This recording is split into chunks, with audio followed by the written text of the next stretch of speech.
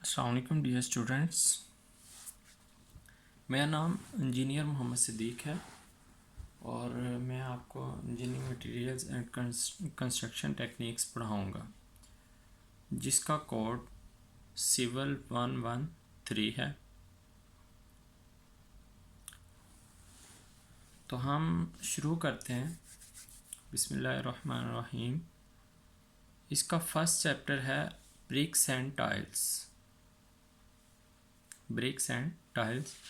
BRICS मतलब ईंटें और टाइल्स, टाइल मीन टाइल। और ब्रिक्स जो है नॉर्मली हम जो हमारे कंस्ट्रक्शन मटेरियल हैं, जिसमें आपके स्टोन मैसनरी होगी, ब्लॉक मैसनरी होगी और ये ब्रिक मैसनरी होगी। तो ब्रिक मैसनरी जो है वो काफ़ी अरसे से चली आ रही है और अभी भी मौजूदा वक्त में भी ब्रिक मैसनरी हो रही है। तो ब्रिक मैसनरी की कुछ खसूसियात हैं कि ब्रिक का एक तो जो आपका साइज़ होता है वो सेम होता है। उसके कंपेयर अगर आप पत्थर की बात करें, स्टोन की बात करें, तो वो इरेगुलर शेप में होता है, उसकी शेप जो होती है वो सेम नहीं होती। तो उसके अलावा जब आपका कोई मैसन कंस्ट्रक्शन वर्क कर रहा है, मैसनरी वर्क कर रहा है, तो उसकी ईंट के ऊपर हाथ की उसकी ग्रिप मज़बूत होती है और उसके कंपेयर अगर वो स्टोन मैसनरी कर रहे हैं तो उस पे उसकी ग्रिप ज़्यादा अच्छी नहीं होती। ब्रिक्स जो हैं इजीली अवेलेबल होती हैं। कॉमनली जो है ये ब्रिक्स जो हैं इजीली अवेलेबल होती हैं, आपके हर एरिया में ब्रिक्स मिल जाती हैं। स्पेशली जो प्लेन एरिया है, हिली एरिया जो है, पहाड़ी इलाका है, उसमें ईंटें इजीली मुयसर नहीं होती, वहाँ पहुँचाना मुश्किल होती हैं। इसके कंपेयर वहाँ पत्थर की चुनाई जो है वो सस्ती पड़ती है। और जो ईंटें हैं उनकी चुनाई, वो उनका बॉन्ड आपस में अच्छा बनता है। पत्थर की निस्बत अगर हम बात करें तो ईंटों की चुनाई में उनका बॉन्ड आपस में काफ़ी अच्छा होता है और ईंटों की चुनाई में दीवारें थोड़ी सी अट्रैक्टिव नज़र आती हैं। और फायर ब्रिक्स जो होती हैं वहाँ जिस ऐसी जगह पे जहाँ पे टेम्परेचर ज़्यादा होता है, जैसे भट्टी वगैरह, वहाँ पे हम फायर ब्रिक्स यूज़ करते हैं। ब्रिक के अगर हम साइज़ और शेप वगैरह की बात करें तो ब्रिक के एक साइड पे आपने देखा होगा कि उसके एक साइड पे एक घड़ा सा बना होता है, उसको हम कश्ती बनी होती है, उसको हम फ्रॉग बोलते हैं। और कंस्ट्रक्शन के वक्त इसके जो है इसको ऊपर वाली साइड पे होना चाहिए। और इसके अलावा अगर ब्रिक के जो लंबाई के रुख में उसकी एक साइड है उसको हम स्ट्रेचर बोलते हैं और चौड़ाई के रुख उसकी साइड को हेडर बोलते हैं, जो कि आपको शक्ल में नज़र भी आ रहा है। जो 4.5 इसकी चौड़ाई जो होती है इसको हम हेडर बोलते हैं और जो इसकी लेंथ है उसको हम स्ट्रेचर बोलते हैं। चुनाई में जो हमें नज़र आती है हेडर, स्ट्रेचर। और अगर हम इसके साइज़ की बात करें तो इसके साइज़ जो है लंबाई इसकी 9 इंच होती है, चौड़ाई इसकी 4.5 इंच और हाइट इसकी 3 इंच होती है, 3 इंच। लेकिन यह है कि हमारे यहाँ ईंट पूरे साइज़ में नहीं मिलती। अगर आप फर्स्ट क्लास ईंट यूज़ कर रहे हैं तो उसका वो तो हो सकता है आपको पूरे साइज़ में मिले, लेकिन यह है कि फ़र्स्ट क्लास, सेकंड क्लास, लेकिन थर्ड क्लास जो ईंट होती है उसका साइज़ पूरा नहीं होता। ये ब्रिक मोल्ड है कि जब हम ईंट को तैयार कर रहे होते हैं मट्टी को, तो इस सांचे में मट्टी को डाला जाता है और इसमें ईंट बनाई जाती है। ईंट को एक मखसूस शक्ल दी जाती है।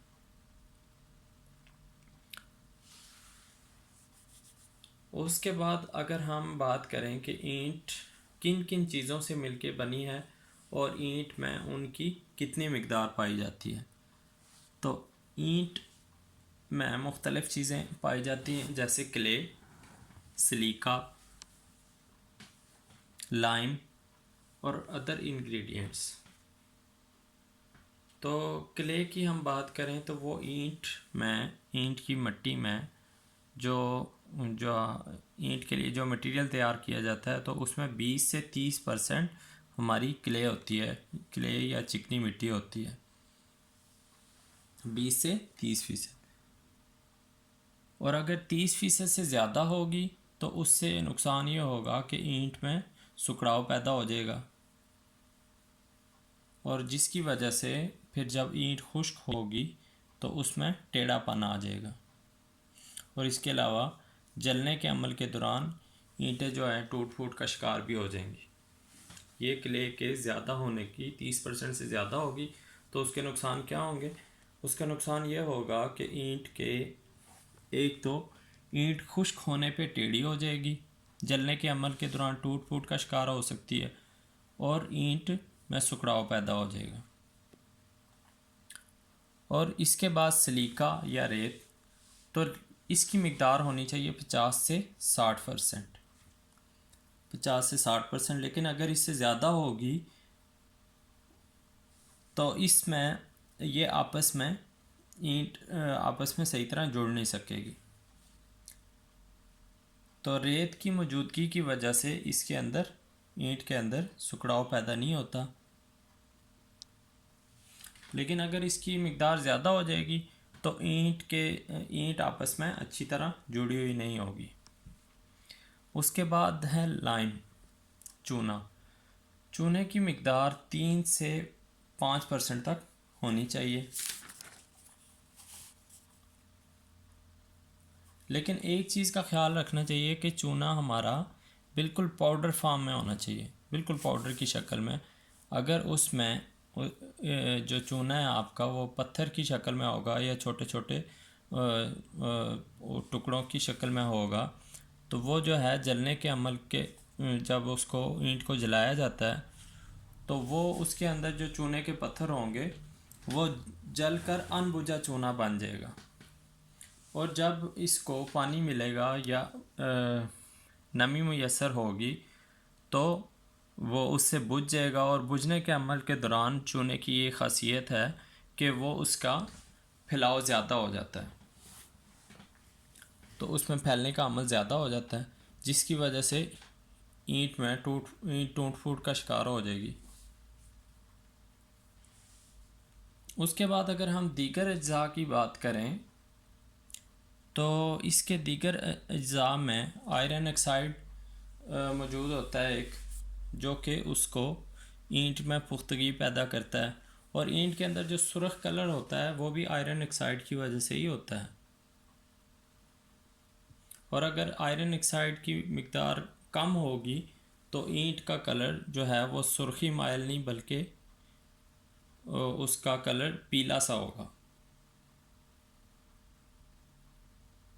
और अगर इसकी मिकदार बहुत ज़्यादा होगी तो वो इसके ईंट का कलर अगर आपने नोट किया हो तो नीला या काला हो जाता है, तो वो आयरन ऑक्साइड की मिकदार के ज़्यादा होने की वजह से ही होता है।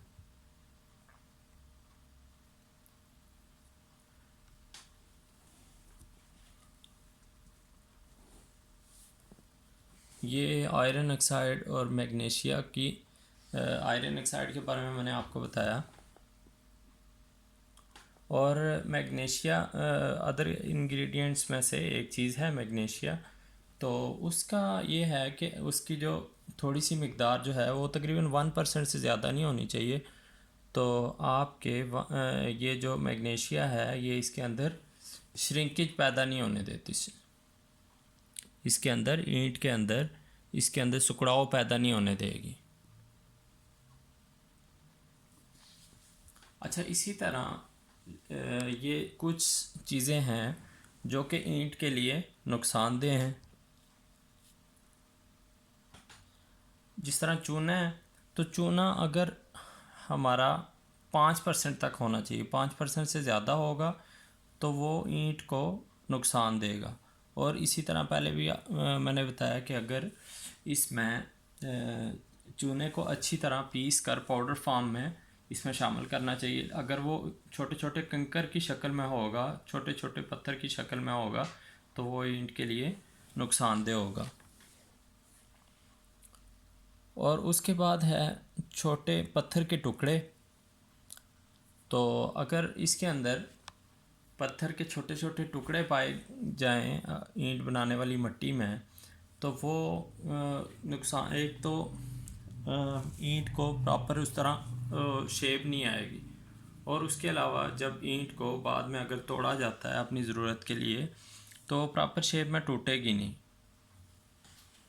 और उसके अलावा जो इसके लिए नुकसानदेह अज्जा हैं, वो उसमें से एक है नामियाती अज्जा। जिस तरह हम जो मिट्टी हम बना रहे होते हैं ईंट के लिए, तो अगर उसको हम ऊपर वाली जो ज़मीन होती है तकरीबन 30 सेंटीमीटर मोटी जो ऊपर ज़मीन की तह होती है, अगर हम उसको हटा लें तो उसमें नामियाती अज्जा फिर नहीं होते।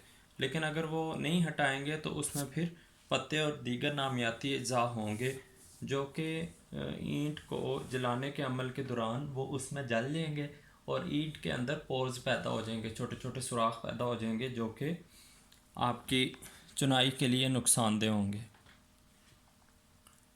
उसके बाद है नमकियात। तो नमकियात और असास, अगर आपकी ज़मीन में ये चीज़ें पाई जाती हैं, तो असास की वजह से ये होता है कि इसके ईंटों को जब जलाया जाता है तो ये पिघल जाती हैं और इनकी शक्ल बिगड़ जाती है। और इसी तरह अगर इसके अंदर नमकियात पाई जाएं तो ये नमी जज़ब करके इसकी दीवार की सतह पे एक सफ़ेदी सी नमदार हो जाती है, जो कि देखने में बुरी महसूस होती है। और इसी तरह है आयरन पायराइट। तो इससे ये होता है कि जब ईंट को पकाया जा रहा होता है, जलाया जा रहा होता है, तो जलने के अमल के दौरान ईंट के कलर को ये बिल्कुल ब्लैक कर देती है।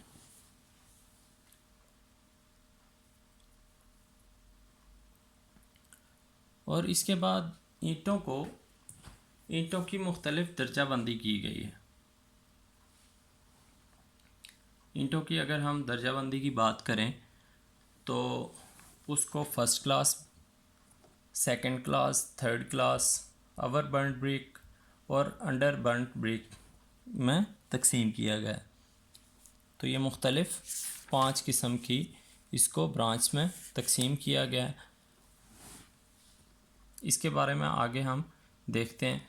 जो फर्स्ट क्लास ब्रिक्स होती हैं उनमें एक तो ये होता है कि वो प्रॉपर पकी हुई होती हैं और उनका कलर भी सेम होता है, और उनकी खुसूसियात में से ये भी है कि उनके शेप जो है वो प्रॉपर होती है और किनारे वगैरह अच्छी तरह बने हुए होते हैं। उनकी शेप टेढ़ी मेढ़ी नहीं होती, पूरे साइज़ की होती है वो ब्रिक।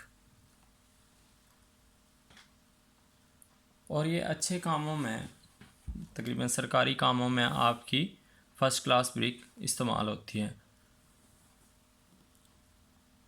और अगर इसको 24 घंटे के लिए पानी में रखा जाए तो इसको आप 15% से ज़्यादा इसको पानी जज़ब नहीं करना चाहिए। इसकी खसूसियात में से है कि अगर इसको पानी के अंदर 24 घंटे के लिए रखा जाए तो इसको 15% से ज़्यादा पानी जज़ब नहीं करना चाहिए। और इनकी ये खूबी ये भी है, इनको चेक करने का तरीका ये है कि जब इनको आपस में टकराया जाता है दो ईंटों को, तो इनके एक सुरीली आवाज़ पैदा होती है।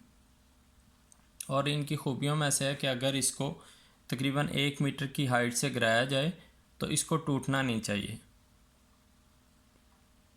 ये आप देख लें, ये हैं फर्स्ट क्लास ब्रिक्स हैं। तो इनका मैंने आपको बताया कि एक तो ये शेप में पूरी होती हैं, मतलब इनकी शक्लें टेढ़ी मेढ़ी नहीं होती, और साइज़ इनका पूरा होगा, सेम कलर में होंगी, और इनको आपस में टकराने से सुरीली आवाज़ पैदा होगी। इनको अगर 1 मीटर हाइट से गिराया जाए तो ये टूटेगी नहीं। और उसके अलावा अगर इसको 24 घंटे के लिए पानी के अंदर रखा जाए तो ये 15% से ज़्यादा पानी जज़्ब नहीं करेगी। अपने वज़न के 15% से ज़्यादा जब ये ईंट खुश्क होती है तो हम इसका वज़न करें और उसके बाद इसको 24 घंटे के लिए पानी के अंदर रखा जाए और उसके बाद इसका वज़न किया जाए तो ये इसको अपने 15% से ज़्यादा वज़न पानी जज़्ब नहीं करना चाहिए। ये फ़र्स्ट क्लास ब्रिक जो होती हैं उसकी निशानियों में से एक है कि उसकी ये क्वालिटी होनी चाहिए। अब आते हैं हम सेकंड क्लास ब्रिक की। तो इसकी भी ये है कि शेप तकरीबन ठीक होती है, इसके एजेस वगैरह प्रॉपर ही होते हैं, और उसके बाद ये है कि इसका साइज़ भी तकरीबन पूरा होता है, और मतलब काफ़ी दफ़ा पूरा होगा, काफ़ी दफ़ा नहीं भी होगा। तो ये है कि इसमें आप और कलर के लिहाज से भी बिल्कुल प्रॉपर नहीं होती, और नॉर्मल कामों में ये यूज़ होती है। तो इसका ये है कि अगर इसको 24 घंटे के लिए पानी में रखा जाए तो इसके अंदर तकरीबन 22%, इसके वज़न का 22% तक इसको पानी जज़ब करना चाहिए, उससे ज़्यादा पानी जज़ब ना करे ये।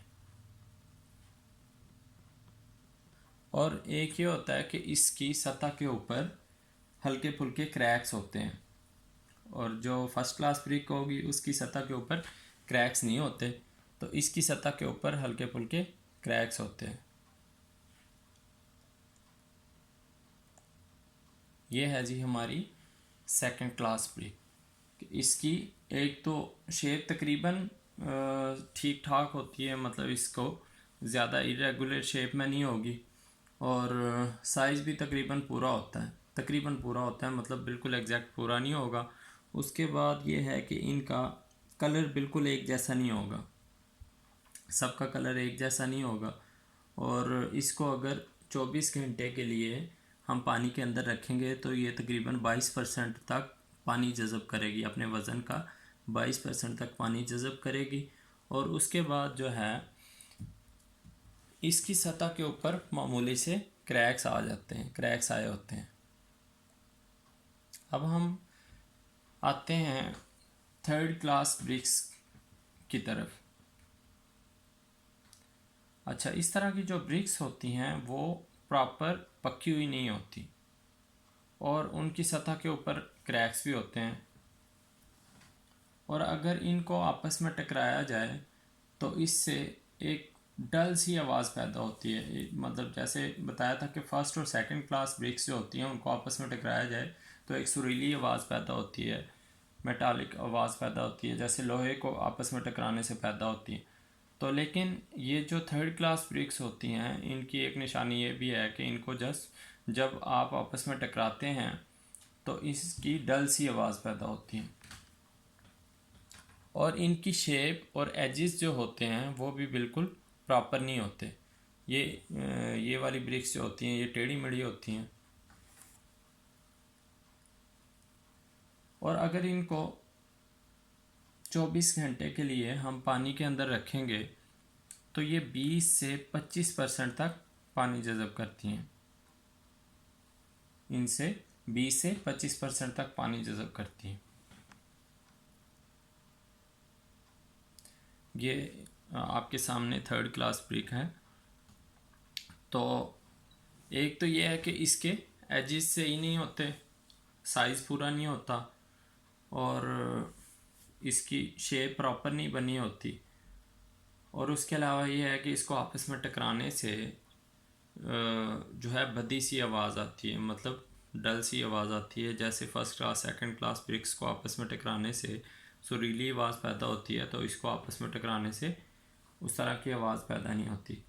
उसके बाद जो है इसको अगर पानी के अंदर रखा जाए तो इस में 20 से 25% तक ये पानी जज़ब करती है, अपने वज़न का 20 से 25% पानी जज़ब करती है। और इसकी सतह के ऊपर बड़े क्रैक्स होते हैं।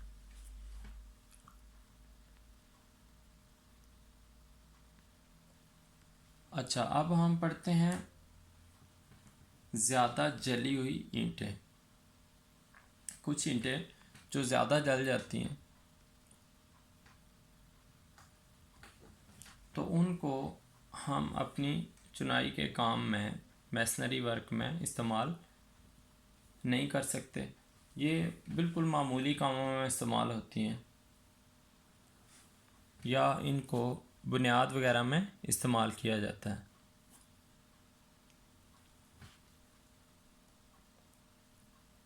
ये आपके सामने ज़्यादा जली हुई ईंटें हैं।